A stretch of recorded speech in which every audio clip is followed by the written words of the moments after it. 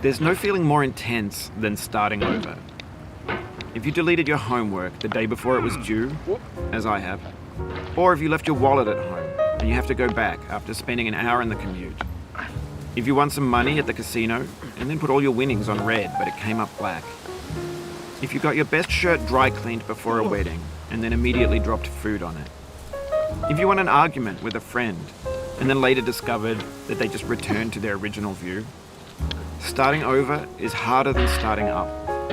If you're not ready for that, like if you've already had a bad day, then what you're about to go through might be too much. Feel free to go away and come back. I'll be here. Alright, thanks for coming with me on this trip. I'll understand if you have to take a break at any point. Just find a safe place to stop and quit the game. And don't worry, I'll save your progress, always, even your mistakes. This game is a homage to a free game that came out in 2002, titled Sexy Hiking. The author of that game was Jazzuo, a mysterious Czech designer who was known at the time as the father of B games. And B games are rough assemblages of found objects. Designers slap them together very quickly and freely, and they're often too rough and unfriendly to gain much of a following. They're built more for the joy of building them than as polished products. In a certain way, Sexy Hiking is the perfect embodiment of a B game. It's built almost entirely out of found and recycled parts, and it's one of the most unusual and unfriendly games of its time. In it, your task is simply to drag yourself up a mountain with a hammer. And that act of climbing, in the digital world or in real life, has certain essential properties that give the game its flavor. No amount of forward progress is guaranteed. Some cliffs are too sheer or too slippery. And the player is constantly, unremittingly in danger of falling and losing everything. Anyway, when you start Sexy Hiking, you're standing next to this dead tree that blocks the way to the entire rest of the game. It might take you an hour to get over that tree, and a lot of people never got past it. You prod and you poke at it, exploring the limits of your reach and your strength, trying to find a way up and over. And there's a sense of truth in that lack of compromise. Most obstacles in video game worlds are fake. You can be completely confident in your ability to get through them once you have the correct method or the correct equipment or just by spending enough time. In that sense, every pixelated obstacle in Sexy Hiking is real. The obstacles in Sexy Hiking are unyielding, and that makes the game uniquely frustrating. But I'm not sure Jazzuo intended to make a frustrating game. The frustration is just essential to the act of climbing, and it's authentic to the process of building a game about climbing. A funny thing happened to me as I was building this mountain. I'd have an idea for a new obstacle, and I'd build it, test it, and it would usually turn out to be unreasonably hard. But I couldn't bring myself to make it easier. It already felt like my inability to get past the new obstacle was my fault as a player rather than as a builder. Imaginary mountains build themselves from our efforts to climb them, and it's our repeated attempts to reach the summit that turns those mountains into something real. When you're building a video game world, you're building with ideas, and that can be like working with quickset cement. You mold your ideas into a certain shape that can be played with, and in the process of playing with them, they begin to harden and set until they're immutable, like rock. And at that point, you can't change the world. Not without breaking it into pieces and starting fresh with new ideas. For years now, people have been predicting that games would soon be made out of prefabricated objects, bought in a store and assembled into a world. And for the most part, that hasn't happened, because the objects in the stores are trash. I don't mean they look bad or that they're badly made, although a lot of them are. I mean they're trash in the way that food becomes trash as soon as you put it in the sink. Things are made to be consumed and used in a certain context, and once the moment is gone, they transform into garbage. In the context of technology, those moments pass by in seconds. Over time, we've poured more and more refuse into this vast digital landfill that we call the internet.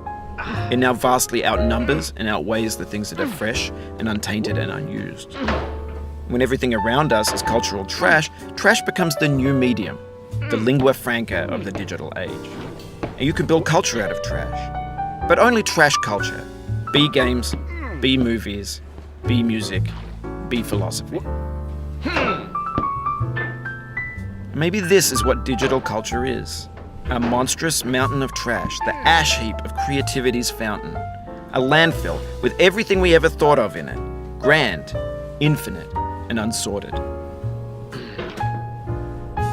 There's 3D models of breakfast, Gen X's fanfic novels, scan magazines, green screen Shia LaBeouf, banned snuff scenes on LiveLeak. Facebook's got lifelike bots with unbranded adverts and candid shots of Kanye and Taylor Swift mashups, car crash epic failed GIFs, Russian dashcam vids, discussions of McRibs, discarded, forgotten, unrecycled, muddled, rotten, untitled.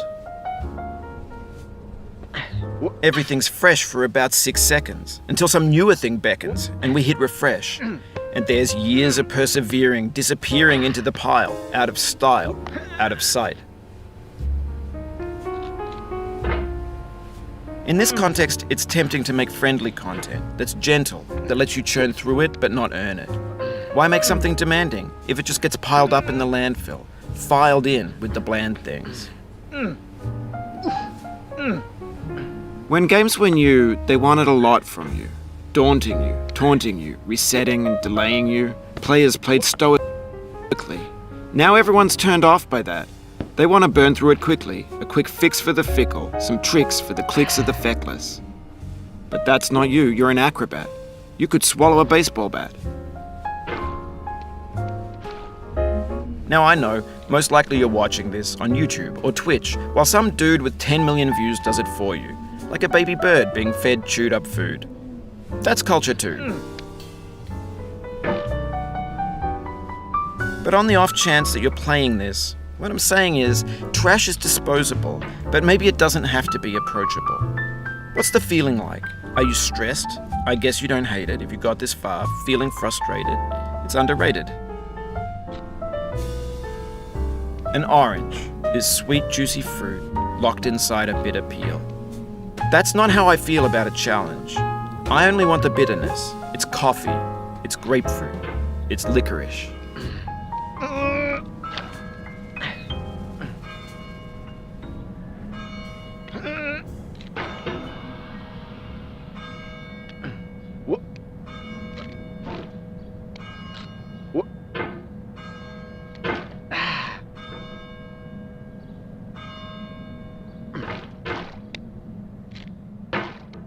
It feels like we're closer now, composer and climber, designer and user.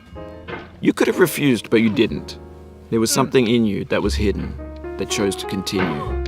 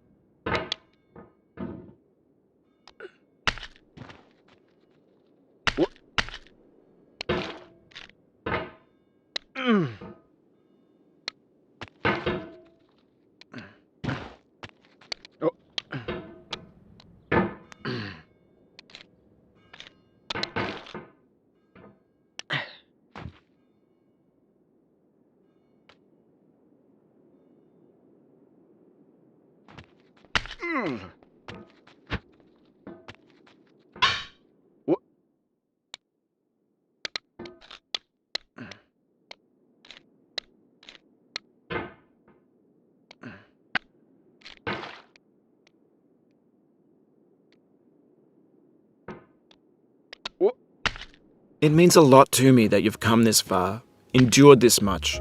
Every wisecrack, every insensitivity, every setback you've forgiven me is a kingly gift that you've given me.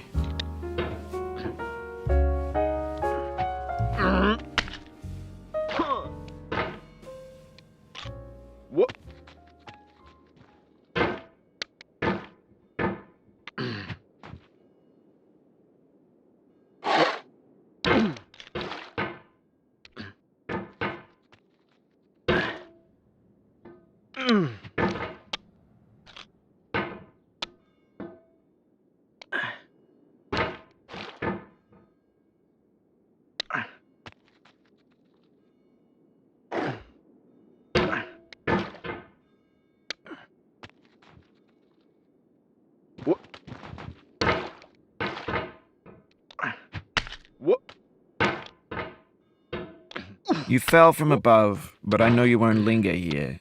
Your hammer's no longer, your jump is no stronger, but your hunger will tell.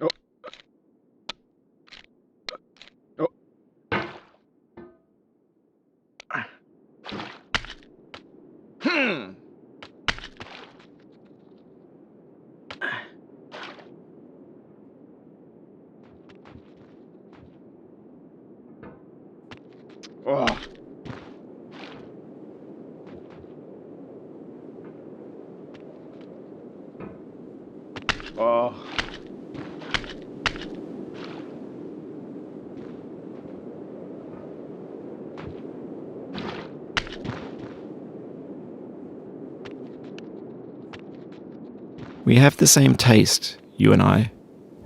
It's not ambition. It's ambition's opposite. An obdurate mission to taste defeat. You'll feel bad if you win, so I put this snake in for you.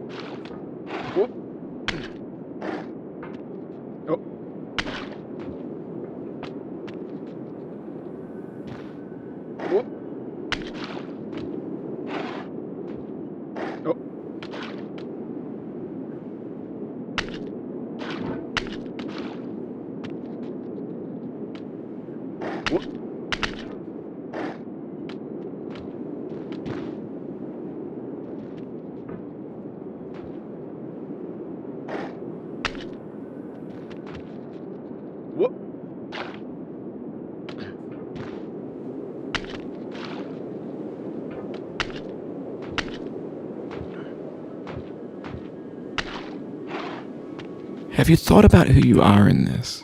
Are you the man in the pot, Diogenes? Are you his hand? Are you the top of his hammer? I think not. Where your hand moves, the hammer may not follow, nor the man, nor the man's hand.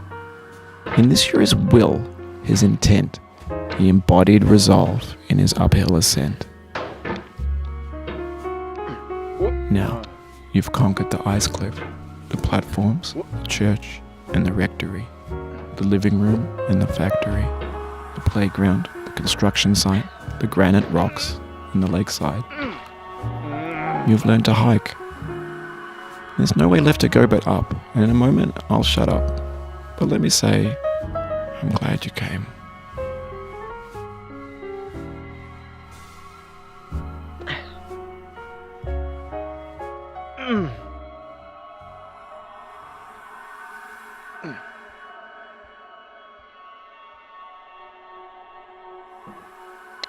I dedicate this game to you, the one who came this far.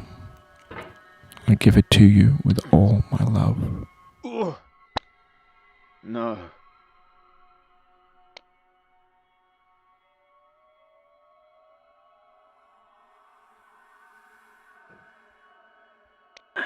Oh.